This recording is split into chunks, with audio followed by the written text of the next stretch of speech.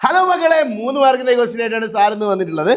A B C D ഇതൊക്കെ സർക്കിളിലാണെന്നും ഓ സർക്കിളിന്റെ centre ആണെന്നും ആംഗിൾ എ ഒ സി ഈ ആംഗിൾ 100 ഡിഗ്രി ആണെന്നും ക്വസ്റ്റ്യനിൽ പറഞ്ഞിട്ടുണ്ട്. അങ്ങനെയാണെങ്കിൽ നിങ്ങളോട് കണ്ടുപിടിക്കാൻ പറഞ്ഞിരിക്കുന്നത് എന്താടാ? ആംഗിൾ എ ഡി സി ഈ ആംഗിളാണ് ചോദിച്ചത്. ആ ആംഗിൾ എങ്ങനെയാടാ കണ്ടുപിടിക്കുക? നോക്കിയേ, ഇവിടെ സെന്ററിലുള്ള ആംഗിൾ 100 ഡിഗ്രി ആണെങ്കിൽ, നടുവിലുള്ള ആംഗിൾ 100 ഡിഗ്രി ആണെങ്കിൽ അതിന്റെ മുകളിലോട്ട് പോകുമ്പോൾ എന്താടാ സംഭവിക്കുക? 100 ഡിഗ്രിയുടെ പകുതി ആവുമല്ലേ ചെയ്യുക? That is equal to 50 degree. അതായത് ആംഗിൾ എ ഡി സി എന്ന് പറഞ്ഞാൽ 50 ഡിഗ്രിയാണ്. ഒന്നാമത്തെ ആൻസർ കിട്ടിയല്ലോ. Move in to the next question. അടുത്ത് നമ്മളോട് കണ്ടുപിടിക്കാൻ പറഞ്ഞിരിക്കുന്നത് എ ബി